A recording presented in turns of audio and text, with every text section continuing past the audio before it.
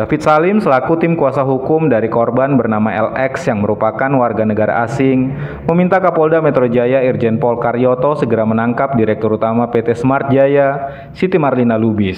Hal itu diutarakan David usai mempertanyakan kejelasan kasus kliennya ke Polda Metro Jaya Selasa 15 Oktober 2024. David menyesalkan kasus penipuan atau penggelapan dana sebesar 2,7 miliar rupiah terkait pengadaan Videotron yang melibatkan PT Smart Jaya hingga kini belum menunjukkan titik terang. Saksi ya, yang ketiga kalinya, sekian kalinya ya, atau jawaban antara ini kita lihat pas hukumnya dulu ya. Saat ini korban bertanya terkait penyelesaian kasusnya karena sejak laporan dibuat 3 tahun lalu, pihak kepolisian tak kunjung menetapkan tersangka.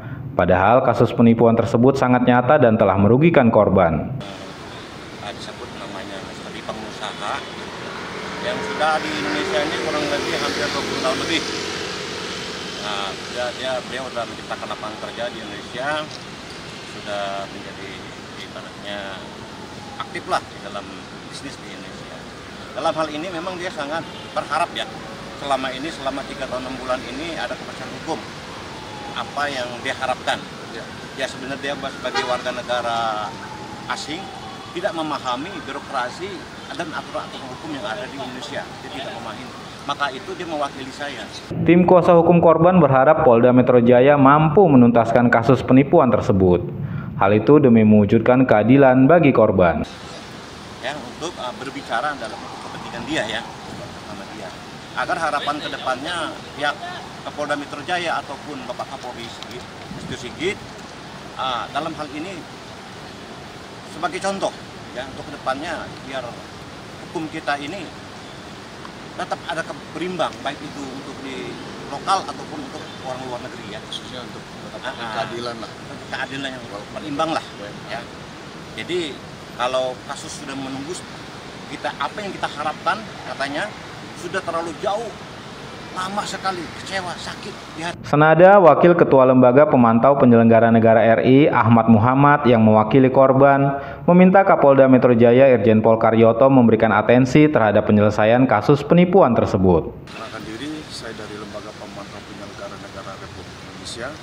Jadi secara kebetulan mendapatkan surat kuasa dari yang pelapor tanggal 12 Januari 2023.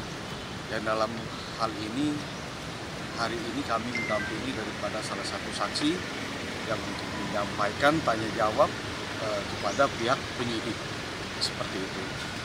Dan besar harapan kami dari Lembaga Pemantau Penyelenggara Negara Republik Indonesia, khususnya kepada Kapolri dan khususnya kepada Bapak Presiden Joko Widodo beserta yang akan datang, untuk menjadi kasus ini menjadi perhatian.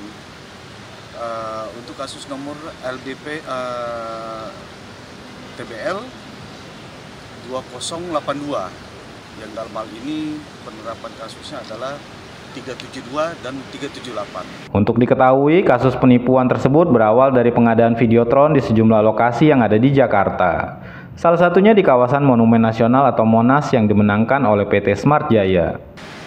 Sekali lagi besar harapan kami kepada Bapak Kapolri dan Bapak Presiden agar menjadi perhatian dalam kasus ini karena menyangkut seorang WNA yang dalam hal ini dirugikan. Demikian itu saja dari kami. Kasus yang melibatkan warga negara asing harus segera dituntaskan karena akan memberikan dampak buruk terhadap iklim investasi di Indonesia. Kami harapkan kami dari Lembaga Pemantau Penyelenggara Negara Republik Indonesia menghimbau kepada Bapak Kapolri beserta Bapak Presiden agar untuk menjadi kasus ini menjadi perhatian seperti itu. Karena ini menyangkut seorang WNA yang merasa dirugikan seperti itu. Karena pelaporan tersebut dari tahun 2021 sampai saat ini Belum ada progres ya? Yang baru kami tahu hanya progres-progres saja seperti itu. Jadi untuk kejelasannya, kesimpulannya itu sampai saat ini belum ada. Seperti itu. Dalam kasus ini, PT Smart Jaya meminta korban untuk menyetorkan modal awal sebesar 2,7 miliar rupiah. Dari proyek itu, korban dijanjikan akan mendapatkan success fee. Namun, seiring berjalannya waktu, success fee tak kunjung ada dan modal awal lenyap begitu saja. Hingga akhirnya korban LX melalui kuasa hukumnya melaporkan kasus tersebut ke Polda Metro Jaya. Dari Jakarta, tim liputan melaporkan untuk QNews Co.id.